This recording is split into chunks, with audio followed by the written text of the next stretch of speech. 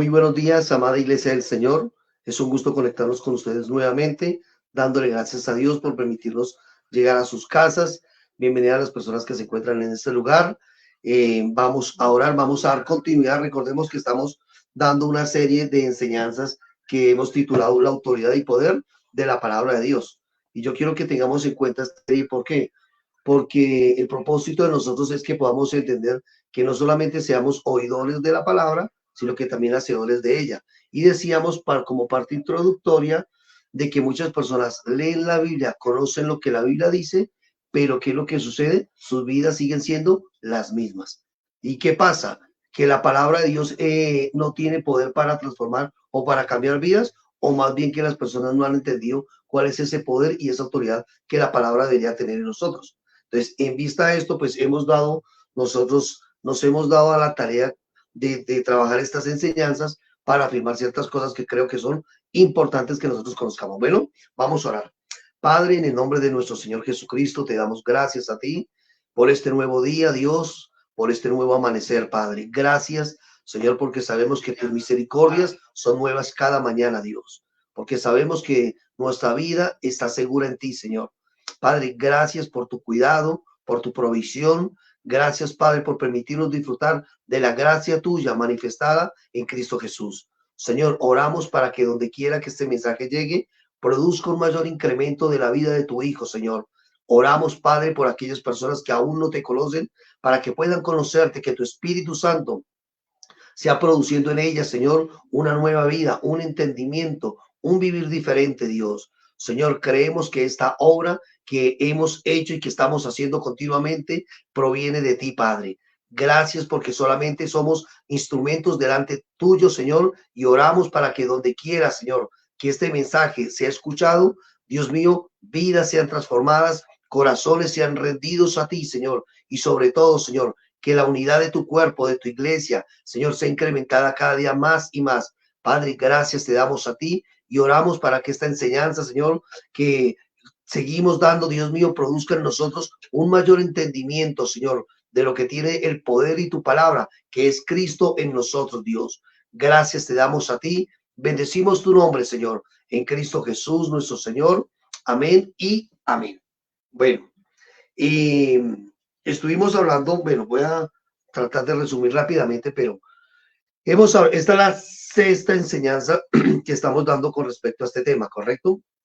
La primera enseñanza estuvimos hablando de que la palabra tiene el poder y la autoridad para crear o para producir vida. Lo segundo, para direccionarnos. Lo tercero, para capacitarnos. Lo cuarto, para corregirnos. Y estuvimos hablando a qué se refiere la Biblia cuando habla de la corrección de Dios. La quinta enseñanza estuvimos hablando acerca de que la palabra tiene el poder para confrontarnos, pero recordemos que no alcanzamos a terminar esta enseñanza y vamos a dar la segunda parte de lo que tiene que ver con la confrontación.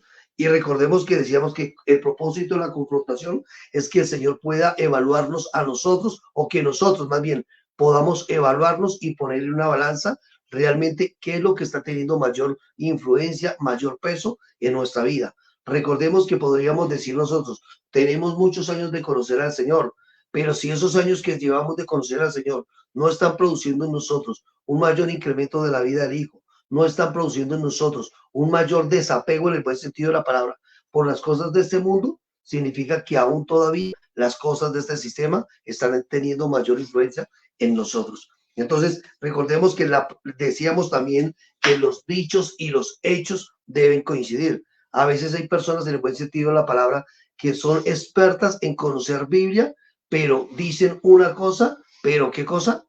Hacen otra o viven otra. Entonces es allí donde nosotros necesitamos ser confrontados en este tipo de cosas. Y leíamos el texto de Levítico capítulo 19, versículo 36, y lo vamos a retomar un momento. Levítico capítulo 19, versículo 36.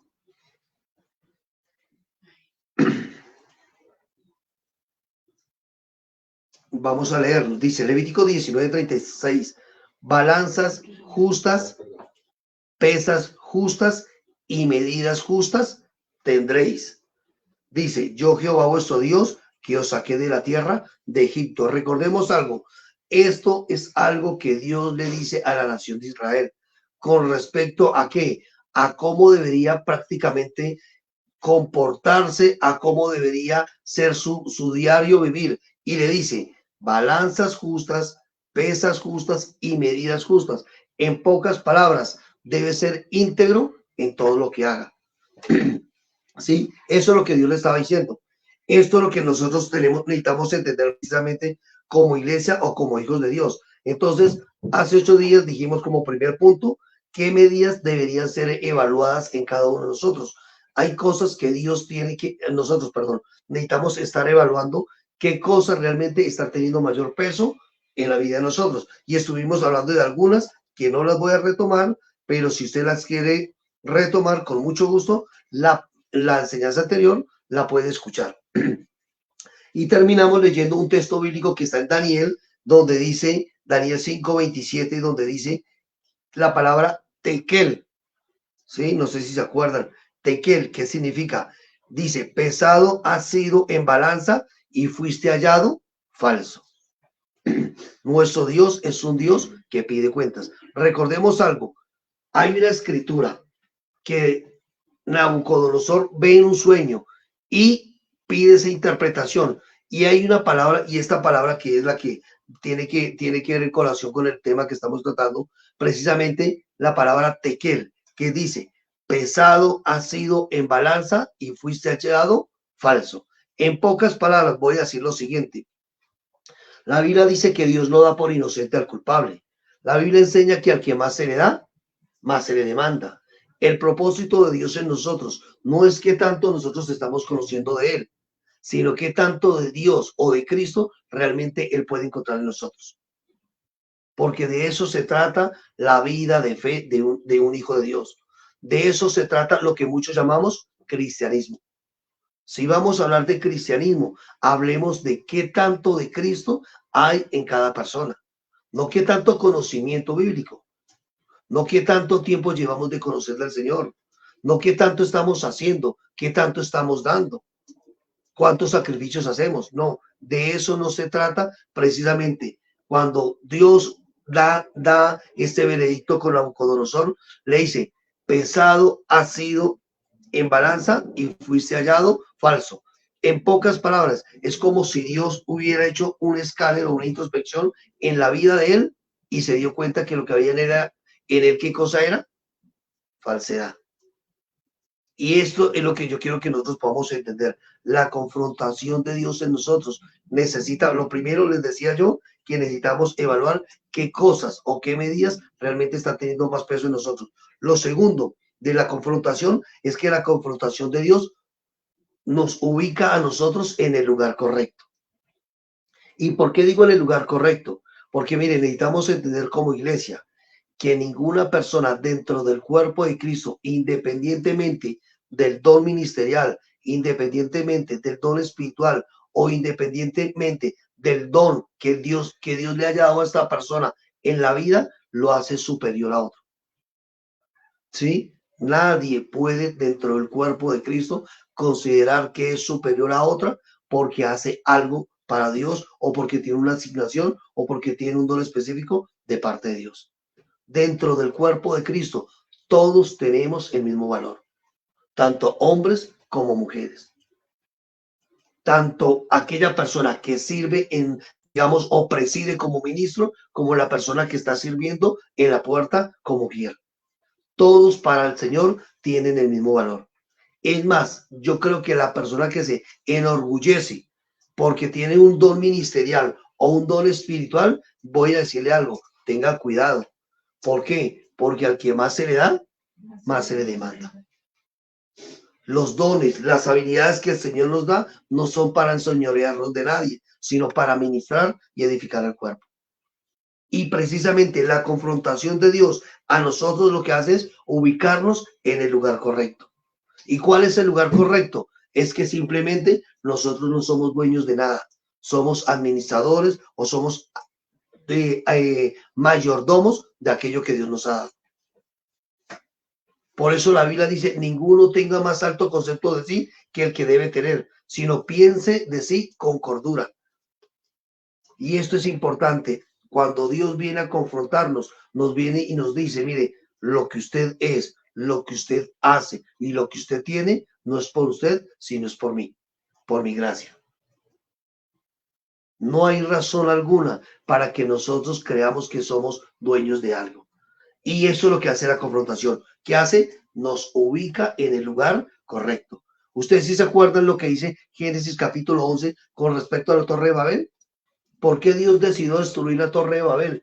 Porque el hombre quiso construir para sí mismo algo para la gloria del hombre y no para la gloria de Dios. ¿Y qué fue lo que hizo Dios? Descendió y confundió las lenguas a estas personas. Siempre que el hombre pretende levantarse por encima de Dios, yo digo, la Biblia dice que antes de la altivez, antes de la caída viene la altivez de espíritu. Y nosotros necesitamos ser cuidadosos cuando Dios viene a confrontarnos, ¿qué es lo que tiene como propósito? Ubicarnos en el lugar correcto. Ahora, necesitamos nosotros conocer la medida exacta que Dios a nosotros nos ha dado. Y de acuerdo a esta medida, necesitamos caminar y operar aquí en la tierra. Romanos capítulo 12, versículo 6. Romanos capítulo 12, versículo 6. Recuerden tres palabras que son claves para esta enseñanza que estamos hablando. Balanzas, pesas y medidas. Romanos capítulo 12, versículo 6.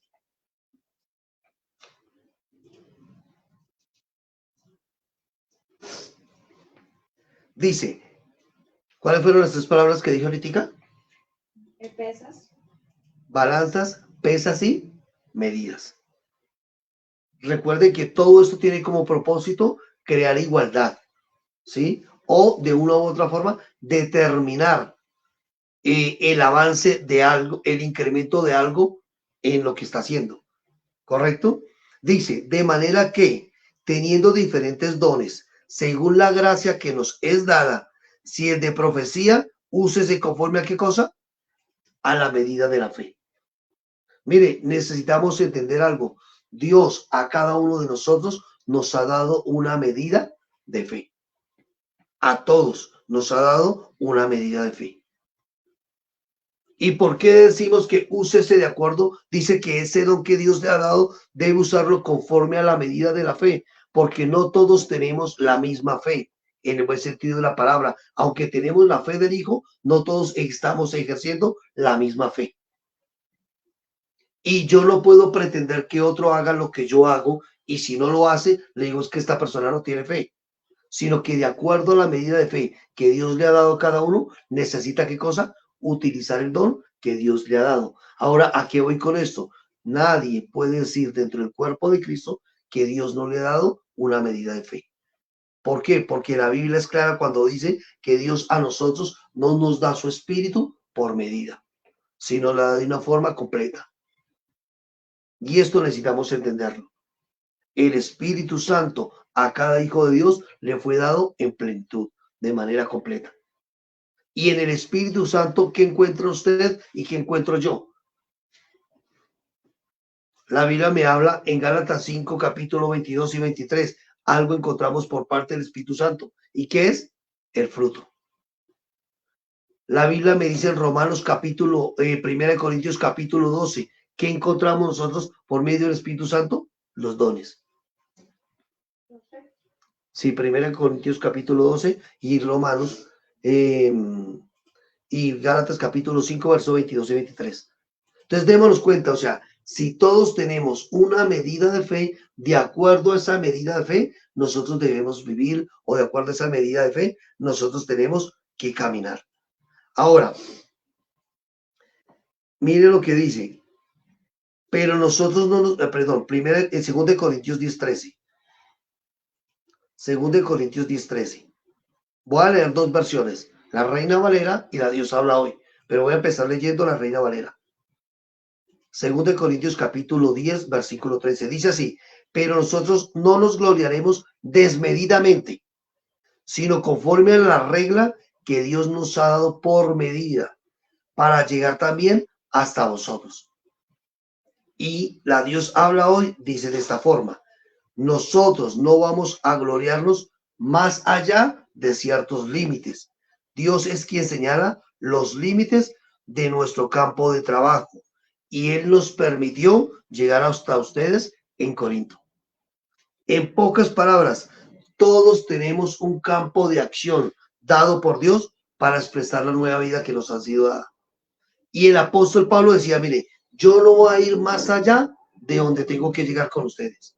Si Dios me permitió llegar es porque hasta ahí yo tengo que llegar. En pocas palabras, hay gente, que voy a decirlo con respeto, hay gente que considera que debe estar haciendo algo en otros países, pero no hace nada en el país que se encuentra. Hay gente que considera, y estoy hablando con respeto, y yo entiendo lo que son la obra misionera, pero necesitamos ser conscientes que el primer campo de acción que nosotros tenemos, ¿cuál es? Nuestra propia casa. Yo no puedo tener mayor influencia afuera si no la estoy teniendo adentro. ¿Sí se dan cuenta? No, creído. Sí. Entonces, si yo no entiendo cuál es el campo de acción que a Dios a mí me ha dado, no puedo ser efectivo en lo que Dios quiere de mí. Y dice el apóstol Pablo, mire, si Dios me permitió llegar hasta ustedes en Corinto, es porque hasta ahí llega mi responsabilidad. Dios no le va a demandar a uno algo por otra nación, si no lo ha puesto en otra nación. Mi campo de acción, primeramente, es mi casa. Mi campo de acción son las personas que me permiten pastorear de una u otra forma. A mí el Señor no me va a demandar en el buen sentido de la palabra por aquellas personas que están en otras ciudades, sino donde yo me encuentro es allí donde necesito comenzar a expresar la vida que tengo y ser efectivo donde Dios me permite estar. Hay una medida, hay un límite que Dios ha trazado para nosotros para llegar.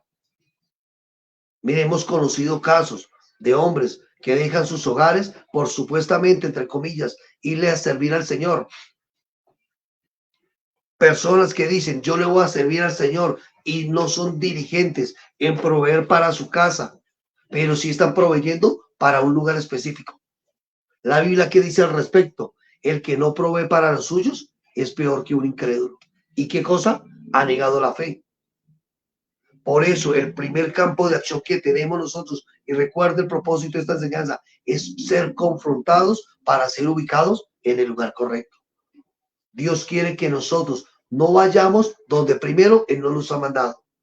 No hagamos lo que no nos ha dicho que haga.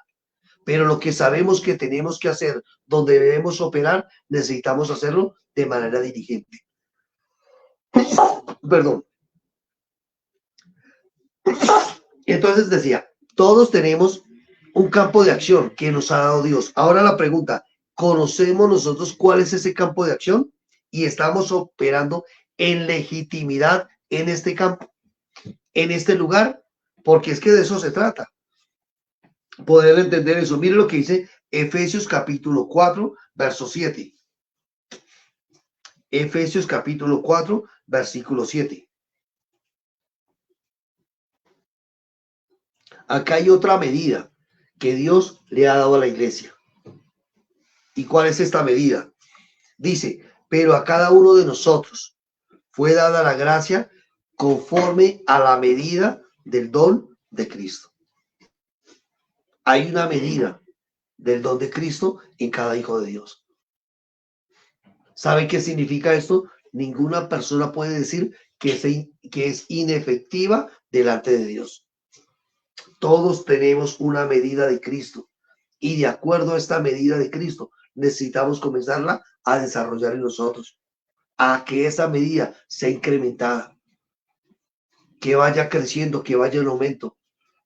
De acuerdo a esta medida o a este conocimiento que Dios me permite tener, yo puedo enseñar a otros. Porque es que de eso se trata.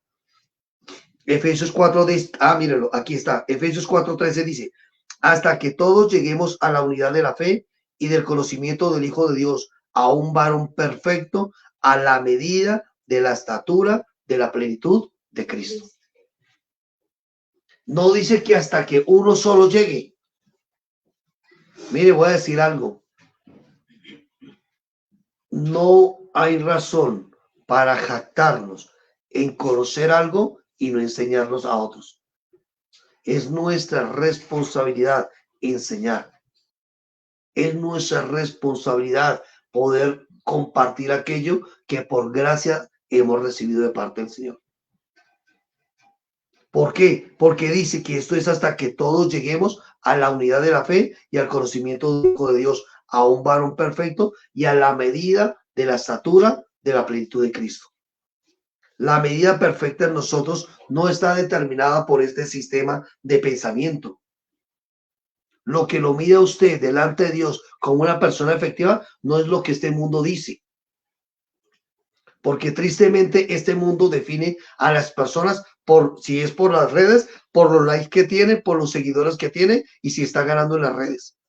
Entonces consideramos que esta persona es exitosa. Podrá ser exitosa hasta ante este sistema, pero no ante los ojos de Dios. Y como yo les decía hace poco, poder creer que el éxito es tener todo lo que este mundo ofrece. Si eso es así, ¿por qué personas con bastante dinero llegan a suicidarse? ¿Mm? No son las circunstancias o los sentimientos lo que determinan de una u otra forma la medida perfecta en nosotros. La medida perfecta en nosotros ha sido determinada en la eternidad por Cristo. No se trata de que nosotros lleguemos de forma individual, sino que de una u otra forma, como cuerpo, podamos llegar colectivamente. Podemos correr, digamos, en conocimiento, en estudios, en muchas cosas, pero a la final es en vano porque debemos preocuparnos porque el hermano también llegue, porque el hermano también crezca, porque en el hermano también se incremente la vida de Cristo. Exacto. Sí, es que como yo digo, no se trata de mí, que yo tengo que llegar y yo llego a alcanzar y tengo que ocupar el primer puesto. No, sino que bueno, yo lo ocupo. Pero la pregunta es, ¿para qué lo quiero ocupar? ¿Para que los demás me aplaudan o porque realmente estoy interesado en servir a los demás? Y recordemos, el servicio que el Señor a nosotros nos permite tener o ejercer es de acuerdo al campo de acción que Él nos ha otorgado o nos permite tener. De eso se trata. Mire, el propósito, mire, hablamos con mi esposa extra cámaras, hablamos con mi esposa que a nosotros nos damos cuenta muchas veces de que si la iglesia no camina en la unidad del espíritu, con el propósito, no de edificar o construir imperios personales, sino realmente el propósito, edificar a Cristo. Yo siempre digo cuál es la motivación y es algo que a nosotros como ministros nos debe interesar, debemos reflexionar continuamente. ¿Cuál es la motivación que tenemos nosotros para servir al Señor? Hablaba lamentablemente con una persona esta semana y me decía que él tiene un llamado de pastor y me decía que él veía a otro compañero que había estudiado en un instituto bíblico con él y que a ese pastor le estaba yendo muy bien. Y le dije, bueno, pero ¿a qué se refiere que le ha ido muy bien? Dice, porque este hombre ya tiene apartamento, porque tiene carro, Yo dije, Dios mío, por Dios que, o sea, si en uno tuviera el poder del Señor, desciende fuego y consume a esta persona, pero a mí tristemente me indigna ese tipo de conceptos. Mire, yo no puedo negar y no podemos negar la realidad de que muchas personas predican el evangelio porque buscan un beneficio personal. Pero la Biblia a mí me dice, que el propósito de predicar el evangelio es para que Cristo sea incrementado en cada persona. ¿Hasta cuándo? Hasta que todos lleguemos. Y necesitamos ser cuidadosos con esto. Gracias, mi amor. Mi amor, no caso. Me guardé ese poquito. Ay, la bebida más rica que se puede disfrutar aquí en Colombia. El café. Aquí le llamamos tinto. Bueno, nos disculpan por allá los que están en otro lado. Entonces, necesitamos ser conscientes de eso. ¿Cuál es la motivación que a mí me lleva a realmente servir al Señor? Porque estoy buscando un beneficio personal o porque realmente quiero incrementar a Cristo. Esto es algo, mire, hay una línea muy delgadita, porque yo entiendo los privilegios que se tienen cuando se sirve al Señor, porque uno sabe y no puede negar la realidad de esto, pero no es algo que se busca, es algo que se da por parte de la iglesia, no porque el ministro lo esté buscando. Y eso necesitamos ser cuidadosos. La intención de nosotros es predicar a Cristo. No buscamos seguidores para nosotros. Buscamos, mire, yo digo, la oportunidad que tengamos nosotros para predicar. Es más, alguien me decía por ahí que si le podría abrir un espacio para hablar acerca, y con respeto, si esta persona me ve, lo digo porque pues no veo nada malo, me decía que si le abría un espacio para hablar de política, en un evento que tenemos ahorita con pastores y líderes. Y yo le dije, mire, con respeto lo voy a decir, pero creo que la parte política con respecto a la vida de fe son dos caminos muy diferentes. Estoy de acuerdo que una persona se prepare en la parte política, si ese es su llamado.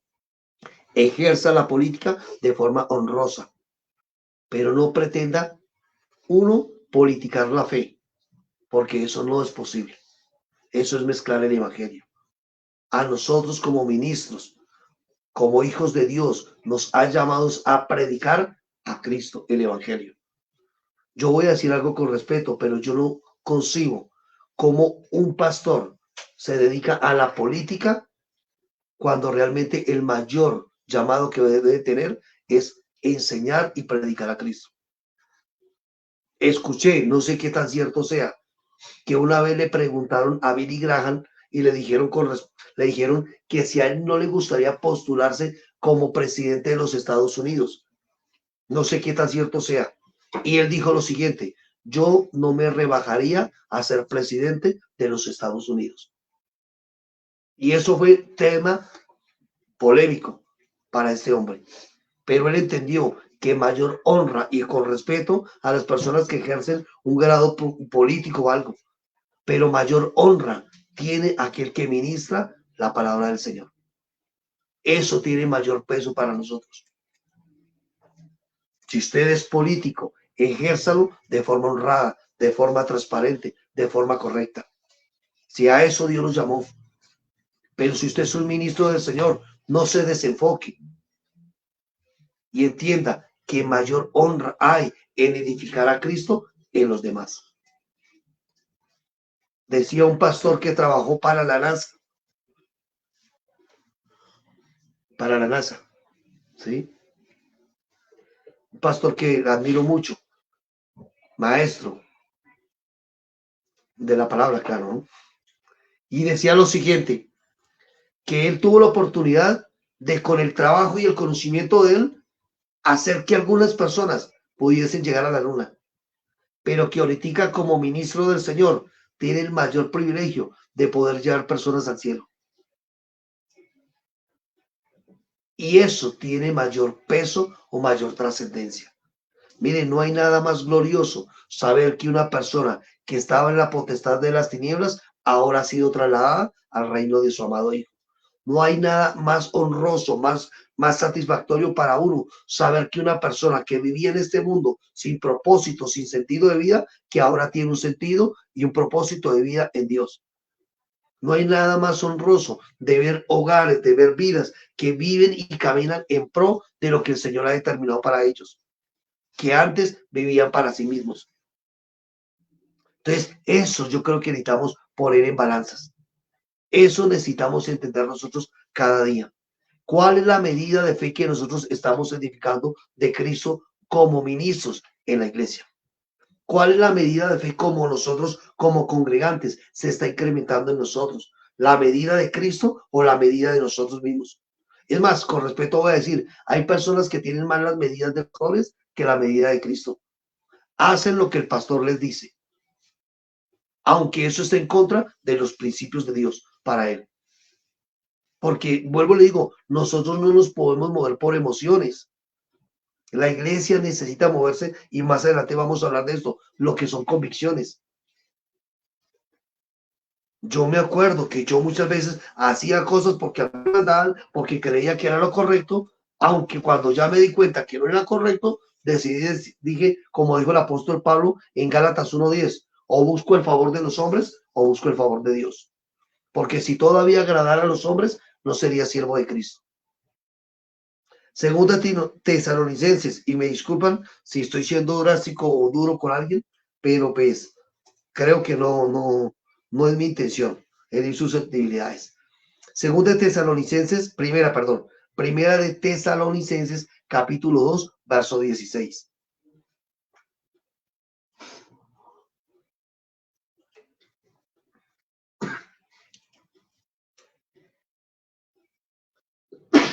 Primera de Tesalonicenses, capítulo 2, verso 16.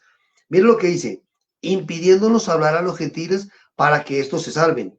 Así colman ellos siempre la medida de sus pecados, pues vino sobre ellos la ira hasta el extremo.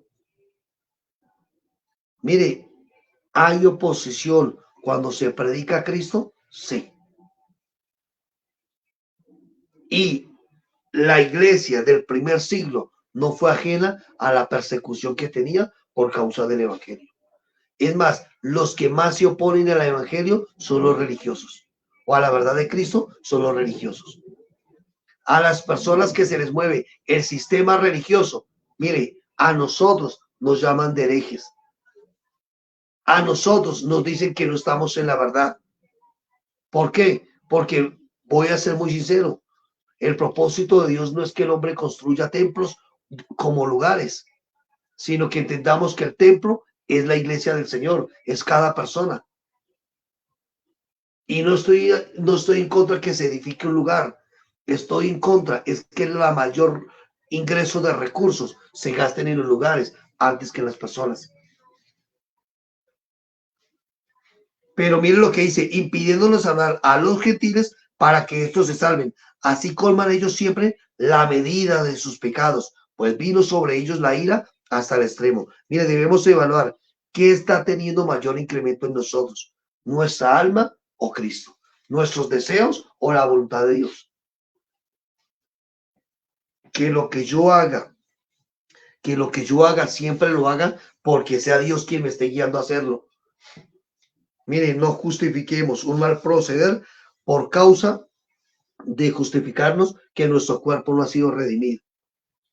Hay personas que justifican un mal proceder porque dicen, pero si Dios me hizo así, pero si Dios quiere esto, necesitamos ser cuidadosos con eso. Y lo tercero, la confrontación de Dios nos hace vivir por convicciones y no por emociones. Entonces recordemos las tres cosas. Primero, cuando Dios viene a confrontarnos a nosotros, lo hace para que nosotros evaluemos qué medidas están teniendo mayor peso en nosotros o qué acciones están teniendo mayor peso. Lo segundo que Dios hace al confrontarnos a nosotros, es que simplemente quiere ubicarnos a nosotros en el lugar correcto. Cuando nosotros no conocemos del Señor o aun cuando conocemos del Señor, hacemos cosas que muchas veces la religión nos enseña a hacer. ¿Es así o no es así? ¿Cuántas veces nosotros hacíamos cosas que estaban en la Biblia, pero que no correspondían para nosotros? Vamos a dar 7 vueltas. Vamos a ungir con aceite. Es más, yo me acuerdo que cuando alguien se compraba un carro, pedía que le ungieran el carro con aceite. Que unjan la casa para que salgan los espíritus. Que vamos a hacer ciertos ayunos para que el Señor manifieste su gloria y su poder. Eso lo hacíamos porque nosotros no teníamos el entendimiento correcto de lo que debe hacer la iglesia del Señor. No confunda la iglesia del Señor con lo que hacía el pueblo de Israel o con una nación judía. Pero eso es lo que hacía. Y entonces, aún tanto que llegábamos a que si queríamos ver una manifestación de algo, teníamos que llegar a pactar o llegar a hacer ciertos sacrificios de manera como que comprando favores a Dios. Pero la confrontación del Señor, la palabra del Señor, ¿qué es lo que viene a nosotros? Para ubicarnos a nosotros en el lugar correcto. Hermano, no haga lo que no le corresponde. Usted no es judío. Puede que sea más bien jodido, pero no judío. Mire, hoy día, con respeto lo digo, pero yo no sé, y yo creo que yo ya lo dije, eso es una enseñanza. No cabe en mi mente cómo una persona cree que Dios quiere que ella sea israelita o hebrea, porque han creído que Dios pertenece a una cultura, cuando la Biblia me dice que Dios es el creador de todo cuanto existe. Y pretender condicionar o encerrar a Dios en una cultura, yo digo, la verdad, esa mente está todavía cerrada. Quien tiene la mente de Cristo sabe de lo que yo estoy hablando. Y quien tiene la mente de este sistema religioso puede decir, no está en lo correcto. Y lo tercero, le decía yo que la confrontación de Dios nos hace a vivir a nosotros por convicciones y no por emociones. Mire, confrontar qué naturaleza predomina en nosotros. La naturaleza del espíritu o la naturaleza de nuestra alma. Confrontar el fundamento de nuestra fe. O es Cristo o somos nosotros. Confrontar si vivimos en la obra consumada o aún creemos que necesitamos hacer algo para ser bendecidos por Dios. ¿Qué es lo que nos lleva a usted a vivir una vida de fe? Si usted cree que necesita hacer algo para que Dios le bendiga o lo bendiga, no ha entendido la obra consumada de Cristo. Miguel, ¿quiere decir que Dios a mí ya me bendijo? Sí. Y entonces yo, ¿por qué no veo la bendición de Dios? Porque posiblemente usted no está siendo un fiel administrador de lo que Dios a usted le ha dado. Porque es inmaduro. Gálatas capítulo 4, creo que es, versículo 1. Dice, entre tanto que el heredero es niño, en nada difiere del esclavo, aunque es señor de todo. La inmadurez impide que una persona pueda disfrutar la herencia que Dios ya le dio. Confrontar si la fe que profesamos evidencia el señorío de Cristo o está más bien evidenciando el señorío de nuestra alma. El propósito de vivir por emoción o de convicciones es entender bajo qué pacto nosotros como iglesia estamos viviendo. Muchos hablan del nuevo pacto, pero todavía viven arrastrando ritualismos. Y ahora, no es mi posición juzgar a estas personas, pero creo que sí necesitamos madurar. Hebreos capítulo 6, versículo 1 al 3, habla sobre eso. Dejando ya los rudimentos de la doctrina de Cristo, vamos adelante a la perfección, no echando otra vez los rudimentos, dice, de obras muertas, de la fe en Dios, de la doctrina de bautismo, de la imposición de manos, del juicio eterno. Y esto haremos, si en verdad Dios lo permite, dice el escritor a los Hebreos. Vamos adelante a la perfección. La iglesia tristemente se quedó todavía en muchos ritualismos, se ha quedado en eso. Creemos que un ritual nos hace a nosotros más santos. Mire, es cierto que esto tiene apariencia de piedad. Tiene apariencia de piedad. Cuando uno, digámoslo así, no sé cómo, no, yo creo que no vamos a dar ejemplos porque esto sí puede herir. Pero cuando uno hace ciertas cosas en una congregación, como un rito o como una ceremonia, si usted se da cuenta, no las voy a decir, pero usted las puede identificar, un rito o una ceremonia. Hacer esos actos tienen apariencia de piedad, sí o no. Sí. Yo me acuerdo, y yo no sé si se los digo a ustedes, que cuando uno se bautizaba, se vestía de blanco. ¿Dónde dice eso la Biblia? Que tenía que vestirse de blanco. Partamos de ahí. Porque creíamos que el blanco era pureza. Yo no sé quién sacó eso. Y entonces el negro es suciedad. Bueno. Entonces, hacer ciertas cosas tienen apariencia de piedad, pero eso no está transformando la naturaleza de un hijo de Dios.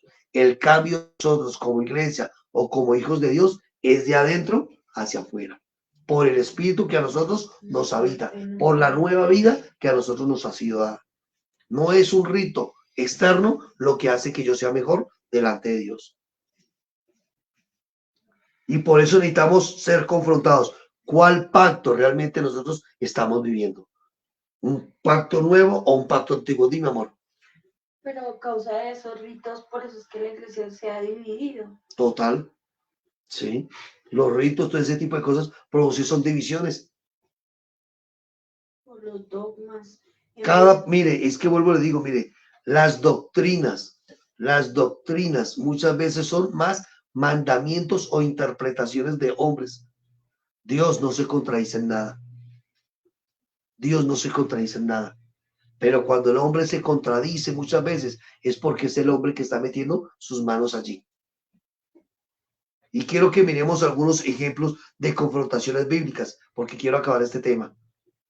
Dice Génesis capítulo 3, versículo 9 al 13. Una de las confrontaciones que vemos, y es la primera confrontación que Dios hace, dice, mas Jehová Dios llamó al hombre y le dijo, ¿dónde estás tú? Génesis capítulo 3, versículo 9 al 13. Mas Jehová Dios llamó al hombre y le dijo, ¿dónde estás tú? Y respondió, oí tu voz en el huerto y tuve miedo porque estaba desnudo y me escondí. Y Dios le dijo, ¿quién te enseñó que estabas desnudo?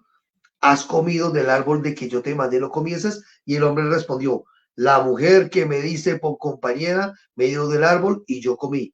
Entonces Jehová Dios dijo a la mujer, ¿qué es lo que has hecho? Y la mujer dijo, la serpiente me engañó y yo comí. Imagínense, el hombre culpa a la mujer culpa a la serpiente y la serpiente miró para atrás y no tenía a quién culpar. Entonces la culpa quedó en la serpiente. Mire, voy a decir algo. Esta es la primera confrontación que Dios hace al hombre.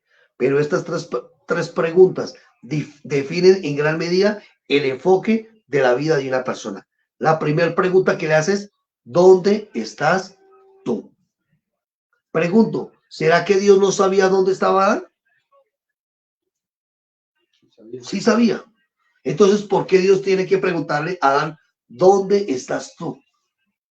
Porque el propósito de esta pregunta es que Adán se diera cuenta realmente dónde estaba él.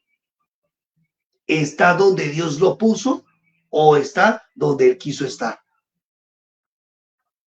Y esto necesitamos también nosotros entender. ¿Dónde estamos nosotros? ¿Estamos donde Dios quiere que estemos o estamos donde nosotros queremos estar? Hay gente que mete a Dios en los asuntos de ella. Entonces, yo tomo la decisión de casarme y tener un hogar y meto a Dios en mis asuntos. Yo tomo la decisión de tener un negocio y meto a Dios en mis asuntos.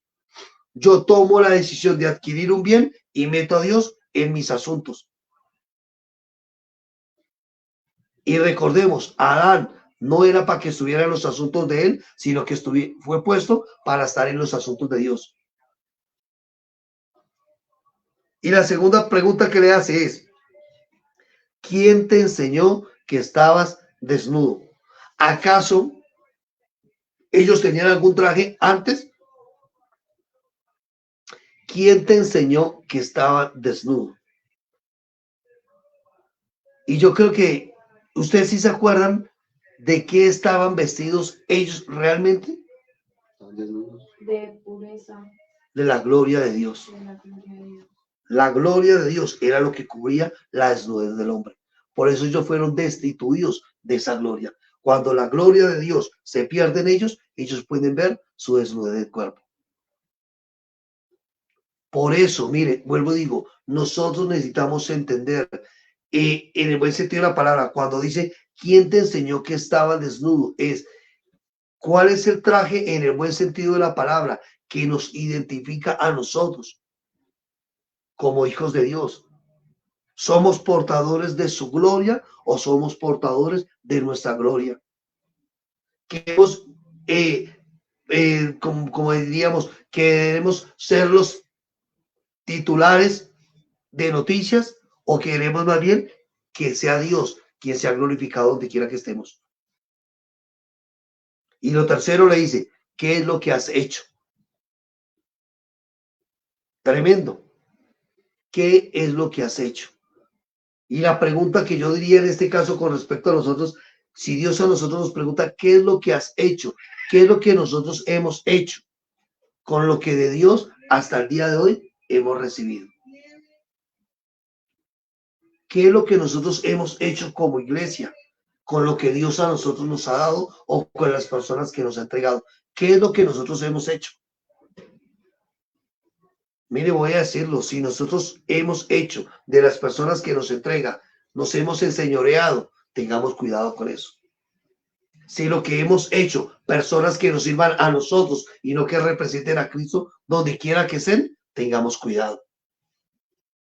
Nosotros, vuelvo y repito, no somos dueños de nadie ni de nada. Somos solamente administradores. Y la Biblia dice que, ¿qué tipo de administradores debemos ser nosotros?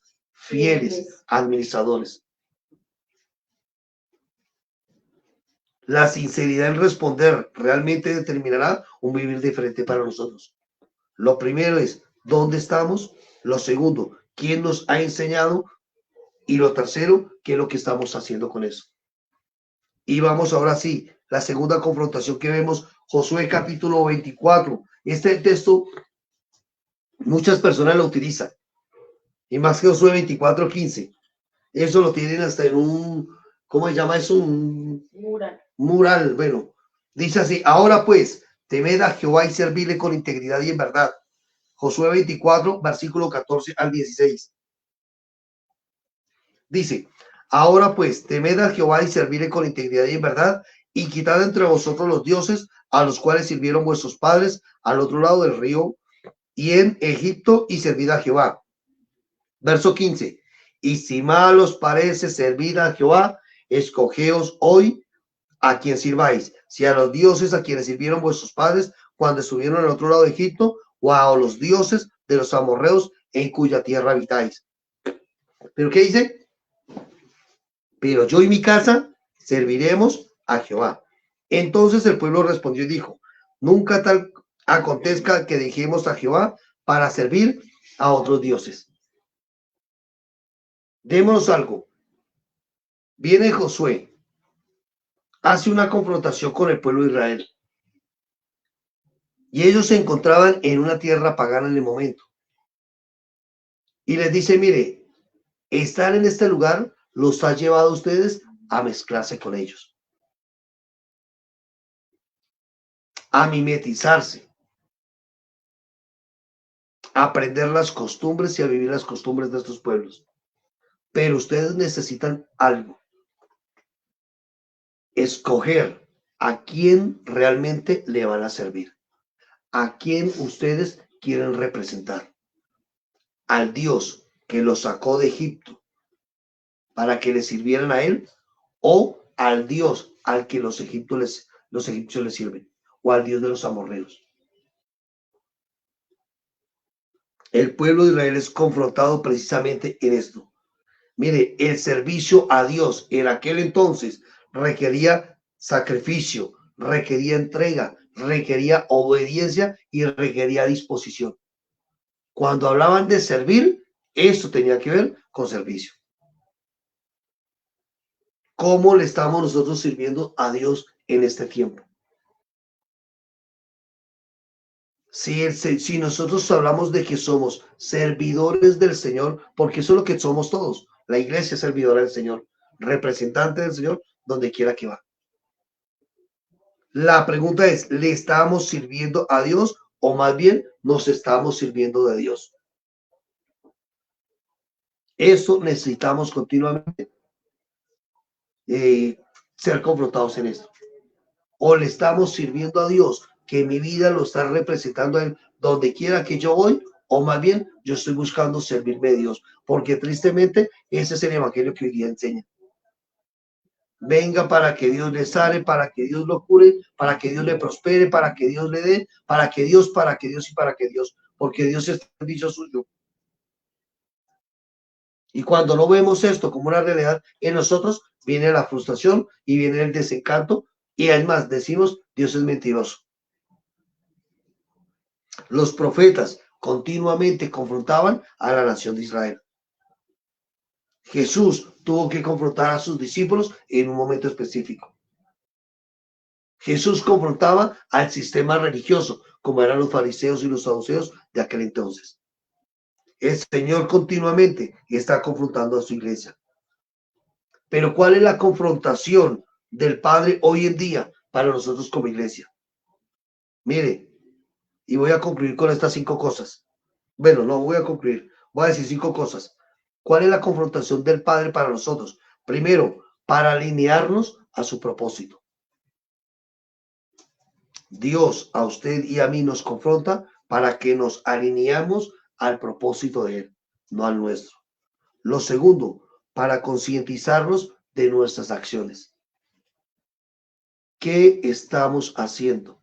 ¿Para dónde estamos dirigiendo nuestra mirada, nuestros pasos? Lo tercero, para volver nuestro corazón a Él.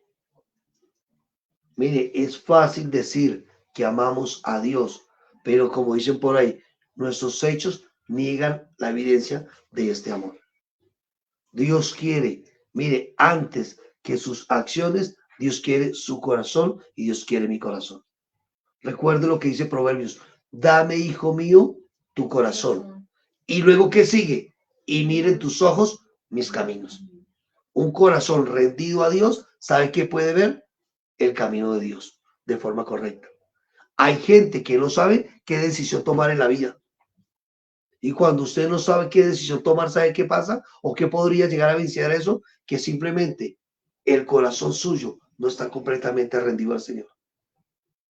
Porque cuando yo rindo mi corazón al Señor, o sea, yo puedo discernir qué es lo que mi Padre quiere para mí. ¿Qué es lo que papá quiere para mí? Y yo digo, hay cosas, y no estoy hablando de misticismo, porque es que vuelvo, le digo, hemos creído que para hablar con nuestro Dios, con nuestro Padre, se requieren unas preparaciones antes para poder oír su voz. O yo no sé si es que yo soy muy carnal, o yo he entendido la vida del Espíritu, pero yo he ido manejando moto y escucho la voz de Dios. Y no de manera audible, me habla aquí adentro. Me dice cosas de una forma tan clara. Y no porque yo vuelvo y le digo, me venga orando en lenguas manejando moto, porque algunos creen eso. Hay que andar en el espíritu, es orar en lenguas. Está bien si lo hace, pero mejor que orar en lenguas, lo mejor que uno puede hacer es controlar la lengua, para que no hable más de lo que tiene que hacer, que tiene que hablar. Entonces, lo primero que hace la confrontación del Padre es alinearnos a su propósito. Segundo, concientizarnos de nuestras acciones. Tercero, volver nuestro corazón a Él. Cuartos, guardarnos de vivir neciamente. Mire, si el Padre a usted y a mí nos confronta, es porque no quiere que vivamos neciamente. Muchas personas cosechan lo que sembraron ellas mismas. La necedad nunca va a pagar bien. Después están culpando a Dios. Después culpan a Dios o culpan al diablo por vivir neciamente. Cuando Dios confronta, cuando Dios llama cuentas, cuando Dios dice algo, es porque Él quiere guardarnos a nosotros de vivir neciamente. Y lo quinto, para manifestar la vida de Cristo por medio de nosotros. Mire, de eso se trata. Dios viene, habla a nosotros porque Él quiere que su Hijo sea manifestado por medio de nosotros. La vida de Cristo sea manifestada por medio de nosotros. Y quiero concluir diciéndole así 5 cosas. Permítame en este tipito. Quiero concluir diciendo lo siguiente. ¿Qué cosas han estado ejerciendo mayor peso o influencia en nuestra vida? ¿Qué cosas han estado ejerciendo o están ejerciendo mayor peso o influencia en nuestra vida? ¿Los asuntos de Dios o los asuntos nuestros? Y aclaro lo siguiente: un hijo de Dios no tiene una vida secular y una vida espiritual. La vida de nosotros es espiritual. Voy a leer algo que está, un saludito, mi amado César Zavala, perdón que voy a leer. ¿Tú lo puedes leer ahí? Dice, confrontar es enfrentar una situación en la que te encuentras con desafíos, críticas, preguntas difíciles. En general, implica tener que lidiar con algo que requiere una respuesta o una acción correcta. Tremendo. Así es. Saludito, mi amado. Démonos cuenta, vamos a estar continuamente confrontados. ¿Y cuál es la confrontación? Vuelvo, repito, ¿qué cosas están teniendo mayor peso o influencia en nuestra vida? Los asuntos de Dios. Mira, algo que me he dado cuenta de algo, yo lo sé. Si es que yo ya estoy en una edad un poco más madura, ¿sí? Madura. Pero entre más los años van pasando, mayor anhelo o pasión hay por darse todo para Dios. O sea, cuando uno es joven, uno quiere vivir para uno, ¿sí me hago entender? Y es respetable, son etapas. Uno quiere vivir para uno, disfrutar la vida, pasarla chévere, y como dicen, y si uno va a algún lugar, vuelta redonda, vieja berrionda, ¿sí? Y pasarla chévere. Pero en la medida que los años van pasando, el enfoque de la vida a uno como hijo de Dios le va cambiando. Y uno entiende que definitivamente la juventud es válida. Que el tiempo más corto es el tiempo de la juventud. Y si uno no sabe administrar ese tiempo, cuando llega a cierta edad, no sabe ni qué hacer en la vida. Entonces, ¿qué cosas han estado ejerciendo mayor peso o influencia en nuestra vida? ¿Los asuntos de Dios o los asuntos nuestros? ¿Es nuestro deseo aprender más a Cristo? Esto es algo que necesitamos entender también. ¿Cuál es nuestro deseo continuamente? Aprender más a Cristo. Ojo, a Cristo, no de Cristo.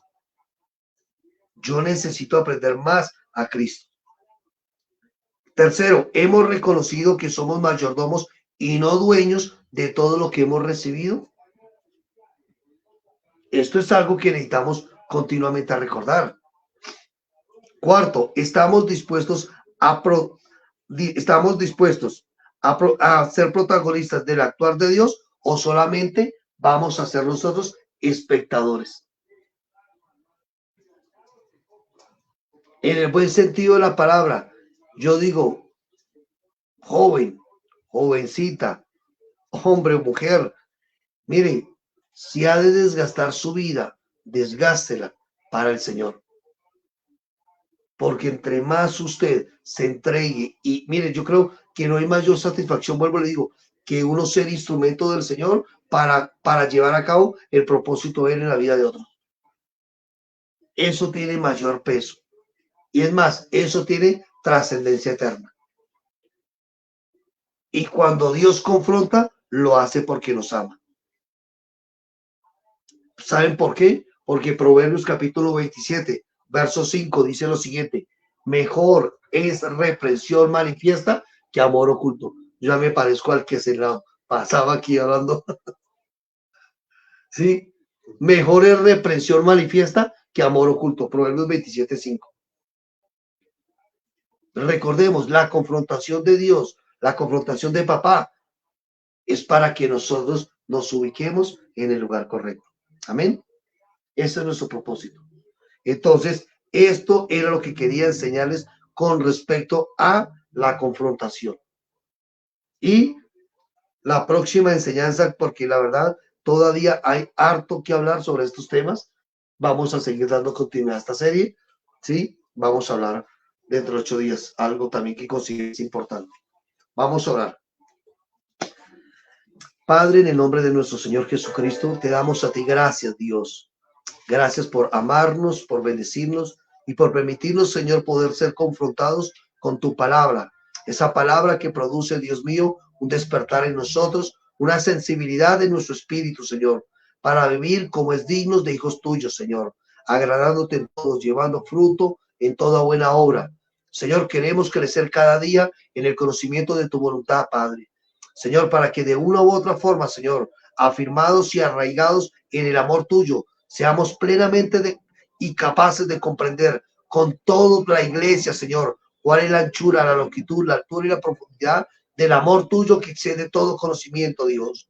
Padre, gracias, porque creemos que la buena obra que tú has comenzado en cada uno de nosotros, la perfecciona y la termina hasta el día de nuestro Señor Jesucristo. Gracias, Padre, por confrontarnos. Gracias, Padre, por hacernos ver la realidad en la que estamos viviendo como hijos tuyos, Señor.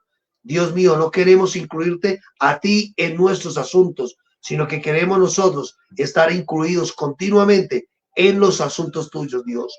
Padre, danos sabiduría cada día y entendimiento de lo que somos y tenemos en ti, Señor, para que por la gracia que nos ha sido dada en Cristo Jesús, Señor, podamos ser fieles administradores de esta gracia, Señor. Gracias te damos a ti, papá. Bendecimos tu nombre, Señor, y creemos que en todo tiempo, Señor, podemos disfrutar de tu amor, de tu gracia, de tu cuidado, de tu protección. Padre, en el nombre de Cristo Jesús, oro, Señor, por aquellas personas que necesitan de ti, Señor, un milagro en su parte física, Señor, en su área física, Señor. Oramos porque tu palabra enseña que mientras tu palabra es predicada, los milagros se llevan a cabo, Señor. Oramos por sanidad en los cuerpos, Padre. Oramos, Señor, por una manifestación de tu espíritu en cada uno de ellos, Señor. Cuerpos restaurados, vidas restauradas, Señor, para que vivan de acuerdo al propósito que tú has determinado con ellas. Señor, oramos por aquellas personas que necesitan un empleo, Dios. Sabemos que tú eres el dador de toda buena dádiva y de todo don perfecto, Señor. Padre, oramos, Señor, por empleos, Dios mío, dignos para hijos tuyos, Señor, donde puedan tener tiempo para hacer una expresión continua de ti, Señor. Gracias, Señor, por la vida de cada persona que nos escucha, Señor, por cada ministro, por cada hombre, cada mujer, cada joven, Señor. Oramos por ellos para que donde quiera que estén, sean afirmados en ti, sean diligentes y fieles en servir donde tú les has puesto, Padre. Gracias te damos a ti. Bendecimos tu nombre, Señor, en Cristo Jesús, nuestro Señor. Amén y amén. Bueno, quiero dar unos anuncios porque vamos a terminar con anuncios. Quiero dar unos anuncios con respecto a un evento que estamos próximo a llevar a cabo aquí en la ciudad de Bogotá. Recordemos, las personas, este evento es un seminario de entrenamiento ministerial que tiene como propósito o como objetivo preparar y capacitar al liderazgo y al pastorado de cada congregación para que puedan ser efectivos donde ellos se encuentran con un conocimiento mayor acerca de lo que es la gracia y el propósito de Dios para sus vidas.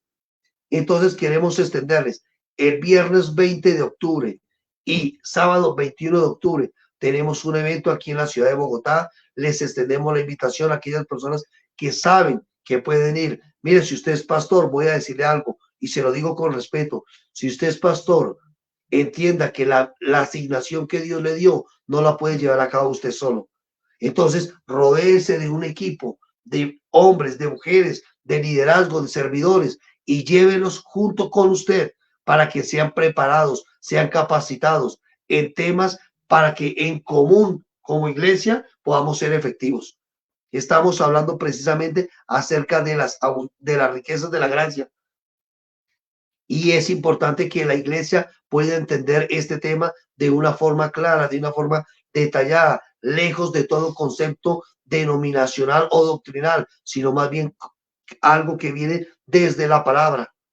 Entonces, les extendemos la invitación, pastor, líder, tómese el tiempo, sea intencional en prepararse y en capacitarse. Recordemos que lo que usted invierte, y es más, no tiene ningún costo, pero el tiempo que usted invierte en esto va a ser de gran bendición para su vida. Entonces les extendemos esta invitación. Si pueden, hay personas que nos van a acompañar de Villavicencio, de Chía, de Zipaquirá, o sea, estas personas que viven aquí cerquita, saquen el tiempo y les aseguro que va a ser un tiempo productivo para cada uno de nosotros. Entonces, les dejamos la invitación este día, Seminario de Entrenamiento Ministerial, lo hacemos como parte de la red ministerial apostólica REMA, con el objetivo de edificar a cada ministro, a cada pastor, a cada líder, para que puedan ser efectivos en el lugar donde Dios les ha puesto. Recuerde que nuestro propósito no es buscar el incremento de la iglesia como tal, en número, sino el incremento de Cristo dentro de cada persona que es su iglesia. Entonces, les dejamos la invitación. Por favor, amor, sería bueno después compartir eso. Bueno, las personas que estén interesadas nos pueden escribir acá y les explicamos cómo se pueden inscribir. Recordemos, no tiene ningún costo. No tiene ningún costo. Bueno, entonces están cordialmente invitadas. Les dejamos un abrazo para todos. Muchas bendiciones. Les amamos.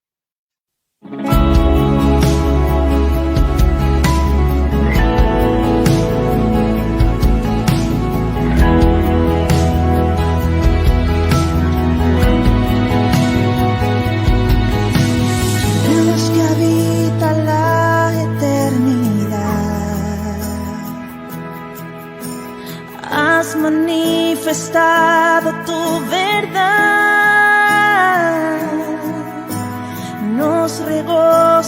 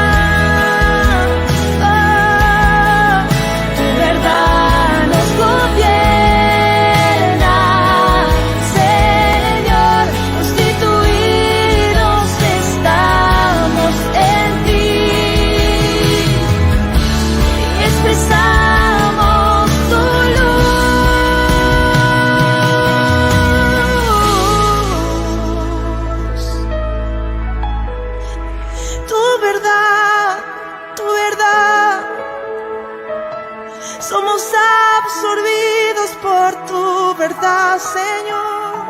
Constituidos estamos en ti y expresamos tu luz. Tu verdad nos gobierna. Tu verdad nos gobierna. Constituidos estamos en ti y expresamos